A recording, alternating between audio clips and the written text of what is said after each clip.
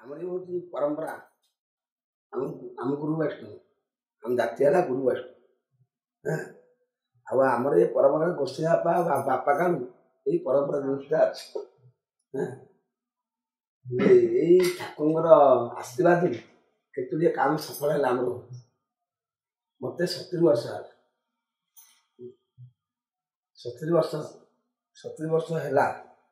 70 ବର୍ଷରେ ମୁଁ ଟିକେ ଚଳପ୍ରଚାର ମୋତେ ଜାମ୍ ହେଇଯାଏ ସହିତ ହେଲେ ଘଣ୍ଟ ବାନ୍ଧିଲେ ସେ ଶକ୍ତି, ସେ ଜଗନ୍ନାଥଙ୍କ ଆଶୀର୍ବାଦ କୁଆଡ଼େ ବଡ଼ ଆସୁଛି କ'ଣ ହେଉଛି ମୁଁ କିଛି ଜାଣିପାରୁନି।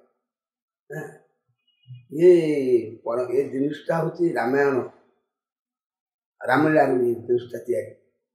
ରାମ ପରଶୁରାମ, ରାମଚନ୍ଦ୍ର ମିତ୍ରରେ ଶିବଧନୁ ଭଗ୍ନ ଆସିଲା ସମୟରେ ସେଠି ପରଶୁରାମ ତପସ୍ୟାରେ ବସିଥିବେ। ସେ ବୀରବାଦା ଶୁଣିଲେ, ସେ ଗର୍ବ କଥା ଶୁଣି ପରଶୁରାମ ଅପନ ଦେଲେ। ସେ କହିବେ ଆରେ କେ ସେ ମୋର ଖାଣ୍ଡା ମଣ୍ଡେ ବୀରବାଦା ବଜେଇ ଯାଉଛନ୍ତି। ଉପାତ ରାଗରେ ଉଠିକିରି ସେ ଧମକ ଦେବେ ପରଶୁରାମ। ରାମ କହିବେ କି ଆସିଲା କଥା, ମିଥିଳାରେ ଶିବଧନୁ ଭଗ୍ନ କରି ଅଯୋଧ୍ୟା ଗଲା ସମୟରେ କି ଜଣେ ଭୂତନା ରାକ୍ଷସ ଆମର ଆଗରେ ପରିଚୟ ଦିଅ। ସେ କହିବେ ମୁଁ ଜମଦାନୀ ସୁତ ପରଶୁରାମ ବୀର, ସାରା ପୃଥିବୀ ମୁଁ ଅବରୋଧ କରୁଛି। ସେ ଡାଇରେକ୍ଟ କହିବେ ସେଇ ଭୂମିକାରେ ଆସିବ ଜମଦଗ୍ନି ସୁତମହି ପରଶୁରାମ ବୀର, ପାଦ ଘାତ ପୃଥିବୀ କମ୍ପଥର, ମୁଁ କଦାଚିତ ନ ଛାଡ଼ି ପଥ। ଏକି ଆଶ୍ଚର୍ଯ୍ୟ କଥା, ଆପଣ ବ୍ରାହ୍ମଣପୁତ୍ର ପରଶୁରାମ ବୀର, ଆପଣ ବିନୟ ଭାଇ କହୁଛି ମୋତେ ଛାଡ଼ିଦିଏ ପଥ, ମୁଁ ଅଯୋଧ୍ୟା କରୁଛି। ସେତେବେଳେ ଗୀତଟି ବୋଲିବାରେ ରାମ ଗୀତ, ପରଶୁରାମ ଗୀତ, ଯୁଦ୍ଧ ଚାଲିବ। ବର୍ତ୍ତମାନ ଏକା ଏକାରେ ଆସିଛି। ଆଉ ଜଣେ ରାମ ଆସିବା କଥା। ରାମ ଆସିଲେ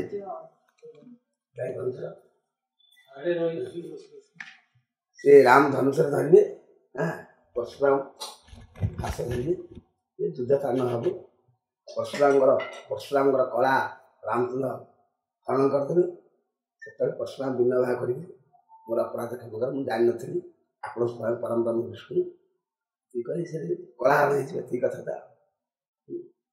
ଆଉ ତା ବ୍ୟତୀତ କିଛି ନା ଗୀତରେ ବୋଲିବାନି ଅଛି। ବାଇଦେଲେ ସେ କଳା ପଳେଇ ଆସିବ।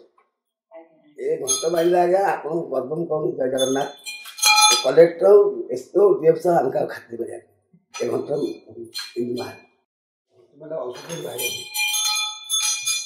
ଜଙ୍ଗରେ ବାଜିଲେ ସେ ଘଣ୍ଟି ବାଜିଲେ ଏମିତି ସେ ଶବ୍ଦ ଆସିବ, ଏତେ ରାଗ ରାଗିଣୀ ଆସିବ। ଲୋକ ଆପଣ ଦେଖିବେ ଦାଣ୍ଡରେ ପ୍ରକୃତ ଆଙ୍କେ ହଣାମରା କଟା ହେଇଯାଉଛି। କିଛି ନୁହଁ, ସେ ଭାଷା ବୁଲିବ। ହଜାର ଲୋକ ଥିଲେ ହେଲେ ଭାଷା ଯିବ 40 ହାତ ଜୁଆର ମାରି ଆପଣ ନାକ ଏଇଠି ମାରି ନାକ ପାଖକୁ ଯିବ।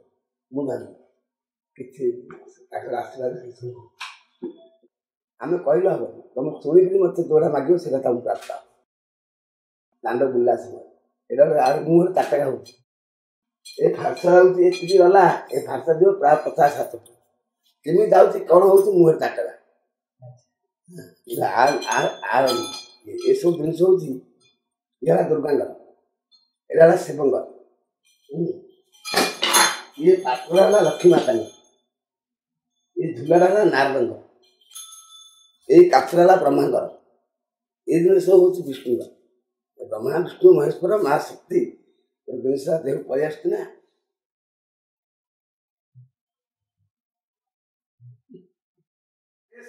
ଏ ମୋ ଖାଣ୍ଡ ମାନେ ବଜାଉଛି ବ୍ୟବହାର ସନ୍ନାଥ ବନ୍ଦ କର, ନ ତଦ ଲକ୍ଷ୍ୟ ବନ୍ଦ ଠାକୁର ଦିଆଯିବ।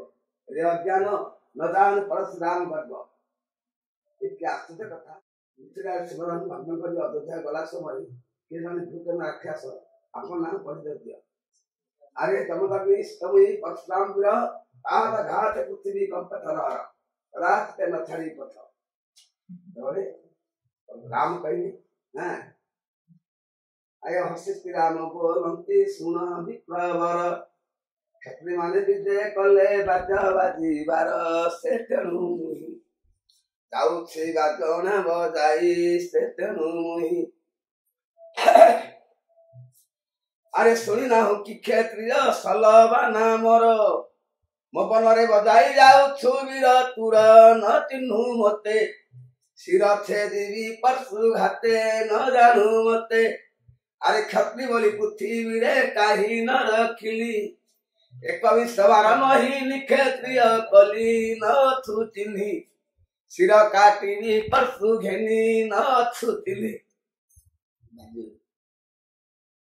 आय हसिति राम बोलंती सुना बीरवर आय हसिति राम बोलंती सुना बीरवर क्षत्रिय सुअछ धरी छकुठार से छद वृक्ष सबर बुद्धि की वही से छद वृक्ष